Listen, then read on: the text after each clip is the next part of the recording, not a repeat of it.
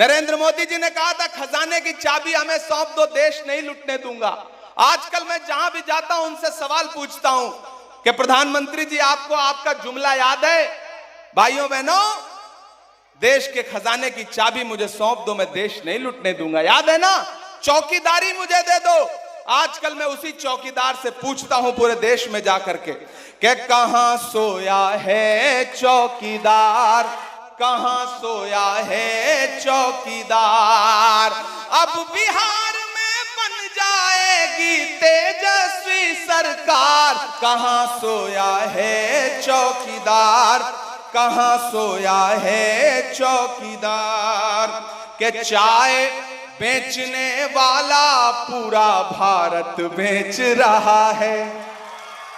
चाय का नाम लेते ही आपको स्वाद आ जाता है, कितने समझदार लोग हैं आप। कि चाय बेचने वाला पूरा भारत बेच रहा है, इसी काम में हासिल उसे महारत बेच रहा है। कि रेल बिक गई, तेल बिक गया, बिका हवाई अड्डा। बिक गया कि नहीं बिक गया? LIC भी बेच दी। बिहार की सैकड़ों एकड़ जमीन अडानी को 1 रुपए एकड़ के हिसाब से मोदी जी ने बेच दिया, नीतीश जी ने बेच दिया। भागलपुर में अडानी को 1 रुपए एकड़। तब ये लाइनें पढ़ता हूं कि रेल बिक गई, तेल बिक गया, बिका हवाई अड्डा। सब कुछ बिकता देख के खुश हैं अपने JP नड्डा। क्या जनता महंगाई की मारी करती हाहाकार, कहां सोया है चौकीदार, कहां सोया है चौकीदार। मैं तो आ रहा था तो मीडिया के साथियों ने कहा कि इमरान साहब नीतीश जी के बारे में आप क्या कहेंगे? मैंने कहा जब से मैं बिहार आया हूं भोजपुरी का एक गाना बहुत बज रहा है कि छन छन बदले तोहरे मिजाज रजऊ, दगाबाज रजऊ, धोखेबाज रजऊ। तो ये गाना ऐसा लगता है जैसे नीतीश जी के लिए ही बनाया गया हो। एक तरफ नीतीश कुमार और नरेंद्र मोदी खड़े हैं और एक तरफ तेजस्वी यादव और राहुल गांधी खड़े हैं। अगर आपने तेजस्वी यादव को 2025 में 14 नवंबर को मुख्यमंत्री बना दिया तो मैं कस्बा में, श्रीनगर में, जलालगढ़ में खड़ा होकर यह वादा करता हूं कि अगर आपने इस बार तेजस्वी यादव को मुख्यमंत्री बनाया, महागठबंधन की सरकार बनाई, तो 2029 में राहुल गांधी को प्रधानमंत्री बनने से कोई ताकत रोक नहीं सकती है। श्रीनगर वालों, आप जानते हैं मैं इमरान प्रतापगढ़ी हूं। मैं आपके मुद्दों पर देश की पार्लियामेंट से लेकर के सड़क तक लड़ता रहता हूं। अल्लाह ने अगर मुझे शायरी की ताकत दी तो मैंने जुल्फ और आंचल पर शायरी नहीं की, मैंने महबूबा के जुल्फों के लिए शेर नहीं कहे। मैंने आपकी शायरी में, अपनी शायरी में जब खुदा ने मुझे हुनर दिया शायरी का, तो मैंने उसमें नजीब की मां के आंसुओं के लिए नज्म लिखी, मैंने पहलू खान के लिए नज्म लिखी, मैंने फलस्तीन के लिए नज्म लिखी, मैंने आपके दर्द को आवाज देने का काम किया। मैंने शायरी में महबूबा के जुल्फों की बात नहीं की। जब वक्फ के खिलाफ बिल लाया गया देश की पार्लियामेंट में, नरेंद्र मोदी जी की सरकार वक्फ के खिलाफ बिल लेकर के आई, तो सबसे बड़ी आवाज के तौर पर मैंने वहां हाकिम की आंख से आंख मिला करके कहा था कि हम ही को कातिल कहेगी दुनिया, हमारा ही कत्लेआम होगा। हम ही कुएं खोदते फिरेंगे, हम ही पे पानी हराम होगा। आप इस बरसती हुई बूंदों के बीच में भी यहां खड़े हैं, आप इस बारिश में भी यहां खड़े हैं। मैं इस बारिश में आपकी मौजूदगी को सलाम करता हूं और आपसे यह कहना चाहता हूं कि यह चुनाव कहीं इधर उधर भटकने का चुनाव नहीं है, यह चुनाव किसी के झांसे में आने का चुनाव नहीं है, यह चुनाव किसी गफलत में आने का चुनाव नहीं है, यह चुनाव नाराज और गुस्सा होने का चुनाव नहीं है, बल्कि एकजुट होकर के बिहार में हुकूमत बदलने का चुनाव है। मैं उत्तर प्रदेश से आया हूं, मैं देख रहा हूं लोगों के टूटते हुए आशियाने, मैं देख रहा हूं असम में लोगों के उजड़ते हुए घर, मैं देख रहा हूं कि जब इंसाफ बुलडोजर से किया जा रहा हो, ऐसे में अगर आप बिहार में महागठबंधन की सरकार बनाते हैं और नरेंद्र मोदी और उनके दोस्तों की छुट्टी करने का काम करते हैं, तो आने वाले दिनों में पूरे देश में नफरत वाली आवाज को लगाम लगेगी। साथियों, मैं राहुल गांधी जी का सिपाही बन के खड़ा हूं। मैं चला हूं उनके साथ कन्याकुमारी से कश्मीर तक। जब मुझसे मीडिया के साथी कहते हैं कि इमरान साहब आप तो शायर हैं, सांसद बाद में हैं, राहुल गांधी जी के साथ कन्याकुमारी से कश्मीर तक पैदल चल रहे हैं नफरत के खिलाफ, क्या बोलेंगे? तब मैं उनसे कहता था कि जो हर जालिम से टकराएगी वो आंधी बनाऊंगा, जो हर जालिम से टकराएगी वो आंधी बनाऊंगा। नए अंग्रेज आए हैं, नया गांधी बनाऊंगा। नीतीश कुमार जी और नरेंद्र मोदी जी के झूठे वादे हैं, और इस तरफ महागठबंधन क्या कह रहा है, तेजस्वी क्या कह रहे हैं कि अगर आपने महागठबंधन की सरकार बना दी तो 5 साल में बिहार के हर परिवार से एक युवा को नौकरी मिलेगी। और महागठबंधन के वायदे नरेंद्र मोदी जी के झूठे जुमले की तरह नहीं है। नरेंद्र मोदी जी ने कहा था खजाने की चाबी हमें सौंप दो, देश नहीं लुटने दूंगा।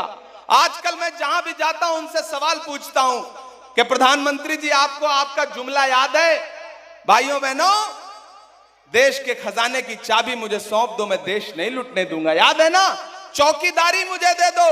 आजकल मैं उसी चौकीदार से पूछता हूं पूरे देश में जाकर के कि कहां सोया है चौकीदार?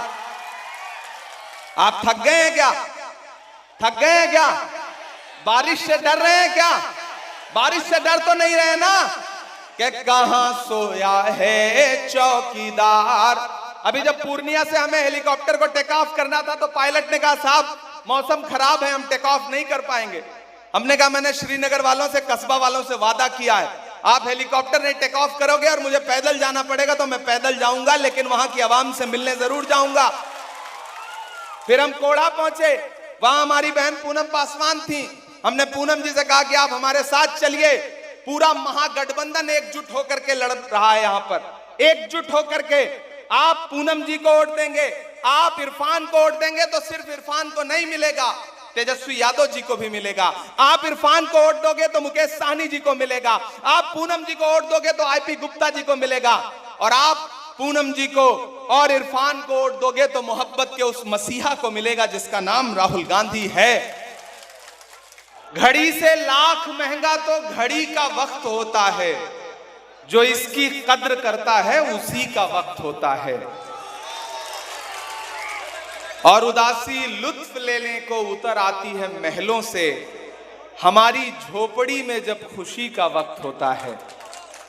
आपके बीच का एक बेटा, एक आपके बीच में खिदमत करने वाला, जिसे आप लोग इरफान आलम के नाम से जानते हैं, जब कांग्रेस पार्टी ने उसकी खिदमत को, उसके भरोसे को, उसकी मेहनत को सालों साल देखने के बाद उसको आपके बीच में प्रत्याशी बना करके भेजा, तो न जाने कितने बड़े बड़े लोगों के पेशानी पे बल पड़ गए ना। मैं नाम नहीं लूंगा, लेकिन मैं इशारे से एक बात जरूर कहना चाहता हूं कस्बा वालों के आपको 4 बार मौका मिलता रहा मेरे बुजुर्ग, और यहां की आवाम ने आप पे भरोसा जताया, आपने खिदमत भी की, लेकिन सबका एक वक्त होता है, पीढ़ी में बदलाव होता है। कभी वालिदैन के हाथ में घर की कमान होती है तो एक दिन ऐसा भी आता है कि जब बेटा बड़ा हो जाता है तो कमान उसके हाथ में चली जाती है। आज अगर इरफान आलम पे कांग्रेस पार्टी ने भरोसा जता करके उसको अपना प्रत्याशी बना दिया है, तो फिर आपको तो दिल बड़ा करना चाहिए था और अपने इस छोटे से भाई के सर पे, बेटे के सर पे बेटा समझ करके शफकत वाला हाथ रखना चाहिए था और कहना चाहिए था कि इरफान अब मेरे रिटायर होने की उम्र आ गई है, जाओ तुम कस्बा की आवाम की खिदमत करो, मैं तुम्हें यह जिम्मेदारी देता हूं। होना तो यह चाहिए था, लेकिन मुझे पता चला कि हमारे बुजुर्ग लोग नाराज हैं। हम बुजुर्गों की नाराजगी की बड़ी कद्र करते हैं, अल्लाह करे वो मान जाएं, नाराज ना रहें। मैं तो उनसे भी कहता हूं, मैं अपने आफाक चचा से भी कहता हूं कि आप तो जब भी हमारे पास आए हमने मोहब्बत से आपको मिठाई खिलाई, पानी पिलाया, गले लगाया, और जब आपके मिनिस्टर बनने का वक्त था तो आपको याद होगा कि उस वक्त हमसे जो बन पड़ा, आप जब एआईसीसी के ऑफिस में, मेरे माइनॉरिटी डिपार्टमेंट के ऑफिस में आए थे, तो हमने उस वक्त भी आपकी जो बन पड़ी वो मदद की। और जब मेरे पास इरफान भी आए तो हमने इनको भी चाय पिलाया, मिठाई खिलाई, पानी पिलाया और इनसे कहा कि जाइए, अगर कांग्रेस पार्टी आप पे भरोसा जताएगी, आपको कैंडिडेट बनाएगी, तो सबसे पहला आदमी इमरान प्रतापगढ़ी होगा जो आपके लिए आकर के आवाम से वोट की अपील करेगा। साथियों, ना हम सफर न किसी हम नशी से निकलेगा, ना हम सफर न किसी हम नशी से निकलेगा, हमारे पांव का कांटा हम ही से निकलेगा। वतन की रेत मुझे एड़ियां रगड़ने दे, मुझे यकीन है पानी यहीं से निकलेगा। एक नौजवान आदमी जो आपकी खिदमत करता है, एक आदमी जो न दिन देखता है न रात देखता है, जब भी आप उसे आवाज देते हैं वो आपकी खिदमत के लिए खड़ा हो जाता है, जो आप जैसा दिखता है, आपके भाई की तरह है, आपके बेटे की तरह है, आपके परिवार की तरह है। अगर आज उसको मौका मिला है तो फिर इतनी बेचैनी लोगों में क्यों है? मैं आप सबसे गुजारिश करूंगा, श्रीनगर वालों, कस्बा वालों, कि मैं जितना इरफान को समझ पाया हूं, अगर आप बिना बंटे हुए, बिना अपना वोट खराब किए हुए इस भाई के साथ खड़े रहे, तो यह जान लीजिएगा कि आने वाले 30-40 सालों के लिए आपको एक ऐसा नेता मिलेगा जो आपके सुख दुख में रात के 12 बजे भी खड़ा नजर आएगा। बड़ी मोहब्बतों से, बड़ी शफकतों से यहां ये भाई पहुंचा है, और आज मैं इस भाई के लिए अगर आपके सामने दामन फैलाने आया हूं, श्रीनगर वालों, कस्बा वालों, जलालगढ़ वालों, मैं आप सबसे ये अपील करूंगा साथियों कि ये लड़ाई बहुत बड़ी है। बिहार में नफरत वाली ताकतें, बिहार में जो नफरत परोसना चाहती हैं, उस नफरत के खिलाफ आपको खड़ा होना है। दिल्ली में बैठे हुए गुजरात के व्यापारी ये सोच रहे हैं कि दिल्ली को रिमोट कंट्रोल से बिहार को चलाने का काम करेगी, लेकिन कस्बा वालों, श्रीनगर वालों, जलालगढ़ वालों, याद रखना कि दिल्ली के रिमोट कंट्रोल से बिहार को नहीं चलाया जा सकता। बिहार के तकदीर का फैसला गुजरात के व्यापारी नहीं करेंगे, बल्कि बिहार की आवाम करेगी। आने वाले दिनों में तेजस्वी यादव मुख्यमंत्री बनने जा रहे हैं, इसमें कोई दो राय नहीं है। और अगर आप सारे लोग तेजस्वी यादव को मुख्यमंत्री भी देखना चाहते हैं, नीतीश जी को रिटायर करना चाहते हैं, मोदी की नफरत की राजनीति से बिहार को बचाना चाहते हैं, तो आप सारे लोगों को यह अहद करना पड़ेगा कि विधायक बना करके इरफान आलम को असेंबली पहुंचाने का काम कीजिए। ये जो छिटपुट लोग इधर उधर करते रहेंगे, वोट बांटने की कोशिश करेंगे, उनके झांसे में मत आइएगा। ये लड़ाई बहुत बड़ी है। एक तरफ नरेंद्र मोदी खड़े हैं और एक तरफ मोहब्बत की आवाज लगाने वाला, नफरत छोड़ो भारत जोड़ो की सदाएं बुलंद करने वाला राहुल गांधी खड़ा है। जो लोग ये सोचते हैं कि वो साजिशें करके इरफान को रोक सकेंगे, उनसे बताओ कि कैंची से चिरागों की लवें काटने वालों, कैंची से चिरागों की लवें काटने वालों, कुदरत के करिश्मों से लड़ोगे तो मिटोगे। तुम फूल को चुटकी में मसल सकते हो, लेकिन खुशबू को बिखरने से नहीं रोक सकोगे। जिन्होंने आपके वोटों पर राज किया, जिन्होंने आपके वोटों पर पूरे देश में अपनी हुक्मरानी चलाई, अब आज उनको बदलने का वक्त आ गया है। बिहार को बदलाव की जरूरत है। मुझसे राहुल गांधी जी ने कहा कि इमरान जाओ, पूनम पासवान बहन की तरह है, इरफान भाई की तरह है, जाओ, ये गरीब गुरबा की लड़ाई लड़ने वाले लोग हैं। आप इनका लिबास देखिए, इनका पहनावा देखिए, आवाम के बीच में इनकी खिदमत देखिए, आपको समझ में आएगा ये किसी धन्ना सेठ के परिवार से नहीं आए हैं। इन्होंने लूट करके अपना खजाना नहीं भरा है। ये वो लोग हैं जो सच में आपकी खिदमत करना चाहते हैं और बिहार में सरकार बदलना चाहते हैं। इसलिए सब छोड़ दीजिए, सब भूल जाइए। बस 11 तारीख को घर से निकलिए तो सिर्फ एक चीज जहन में रहे कि चुपचाप हाथ छाप, चुपचाप, और जोर से आवाज आनी चाहिए, चुपचाप, और जोर से पटना तक जाए, दिल्ली तक जाए, नरेंद्र मोदी जी तक जाए, दिलीप जायसवाल तक जाए, जाएगी ना? चुपचाप, चुपचाप, चुपचाप। कहां सोया है चौकीदार, कहां सोया है चौकीदार, कहां सोया है चौकीदार। उठाइए अपना एक एक हाथ जहां भी है, उठाइए अपना एक एक हाथ और मुझे भरोसा दिलाइए कि भाई को, इरफान आलम को विधायक बना करके, पूनम जी को विधायक बना करके असेंबली पहुंचाने का काम करेंगे।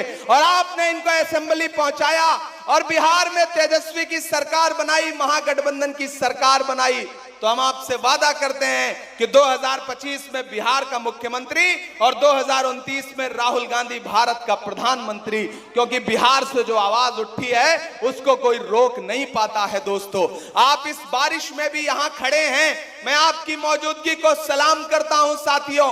और कांग्रेस पार्टी मोहब्बत की बात करती है, नफरत की बात नहीं करती है। हम मोहब्बत के पैरोकार बनकर के आपके बीच में आए हैं। आज से इस चुनाव को इरफान आलम बनकर के लड़िए, आज से इस चुनाव को इमरान प्रतापगढ़ी बनकर के लड़िए। ये गुस्सा, ये नाराजगी सब किनारे रखिए। जब मकसद बड़ा हो तो छोटी छोटी चीजें नजरअंदाज करनी पड़ती हैं। और कस्बा वालों में एक बहुत बड़ी बात कह के जा रहा हूं, टिकट बहुत सारे लोग मांगते हैं, किसी एक को मौका मिलता है।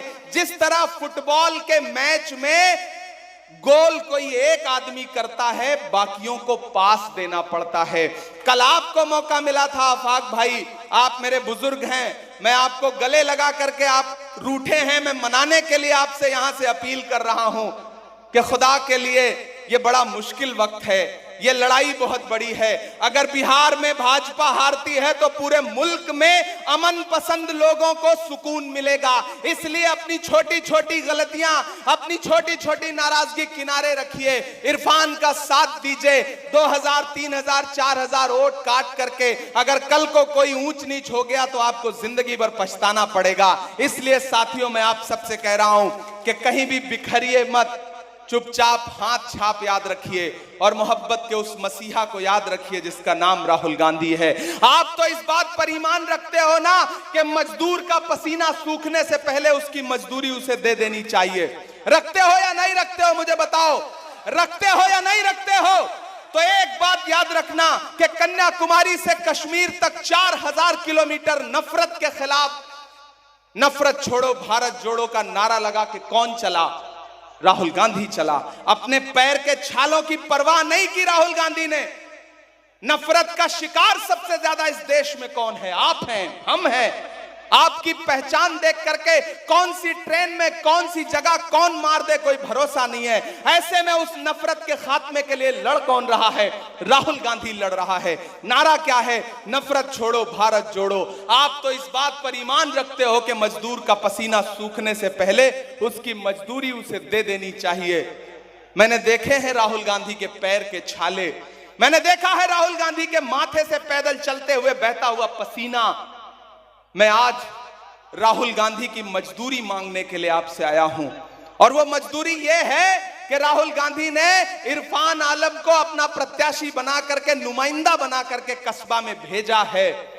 तो फिर मजदूर का पसीना सूखने से पहले मजदूरी देनी तो पड़ेगी। 11 तारीख को घरों से बाहर निकलिए, इरफान आलम को विधायक बना करके असेंबली पहुंचाइए। उधर कोढ़ा के लोगों से अपील है कि बहन पूनम पासवान को विधायक बना करके असेंबली पहुंचाइए।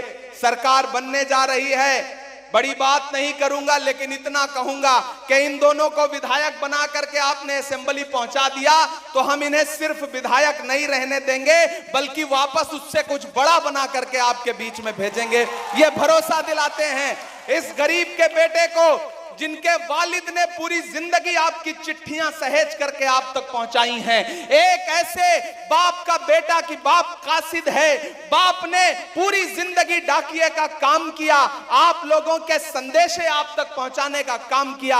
आज उस शख्स का बेटा आपके बीच में आपसे मदद मांग रहा है, तो सारी नाराजगी किनारे रखिए, इसको मायूस मत करिएगा। पहली बार किसी आम परिवार में विधायकी जाने जा रही है, विधायक बनने जा रहा है। इरफान विधायक बनेगा तो आप विधायक बनोगे, इरफान विधायक बनेगा तो आप विधायक बनोगे। ये बिहार की असेंबली में आपके मुद्दे पर लड़ेगा, मैं देश की पार्लियामेंट में आपके मुद्दे पे बोलूंगा। एक विधायक जिताओ, एक सांसद फ्री पाओ। एक विधायक जिताओ, एक सांसद फ्री पाओ। इससे अच्छा ऑफर कुछ नहीं हो सकता। माला ला के दो मुझे। क्या ये जीत की माला मैं पहना दूं? इस बहन को भी ये जीत का माला मैं भेंट कर रहा हूं। आप सबसे अपील है कि मेरी इस बहन को और मेरे इस भाई को आज से ये चुनाव इरफान बन के लड़िए। मारूफ साहब का बहुत शुक्रिया, हमारे डिस्ट्रिक्ट चेयरमैन अली का बहुत शुक्रिया, बहुत शानदार प्रोग्राम किया है। जिस बारिश में 500 आदमी के भी रुकने की गुंजाइश नहीं बचती है, उस बारिश में पूरा मैदान भरा हुआ है। ये बारिश की बूंदें आपके हौसले को नहीं रोक सकती, कोई नफरत आपको नहीं रोक सकती। इसलिए आने वाली 11 तारीख को चुपचाप चुपचाप चुपचाप महागठबंधन, और जोर से महागठबंधन, महागठबंधन, राहुल गांधी, राहुल गांधी। ये मखाने की माला है। इसी पूर्णिया के रंगभूमि मैदान में राहुल गांधी जी ने मखाने के लिए आवाज उठाई थी और मजबूर होकर के नरेंद्र मोदी को मखाना बोर्ड बनाना पड़ा। मैंने पार्लियामेंट में कहा था कि ये तो राहुल गांधी जी का डर है जो इन्होंने मखाना बोर्ड बनाया, वरना ये तो मैखाना बोर्ड बनाने वाले लोग हैं। तो साथियों, आप सबको बहुत शुक्रिया। इंशाल्लाह 11 तारीख से पहले एक बार फिर आपकी विधानसभा में आऊंगा आपसे अपील करने के लिए, एक एक वोट जोड़ने के लिए। बहुत शुक्रिया, बहुत मोहब्बत।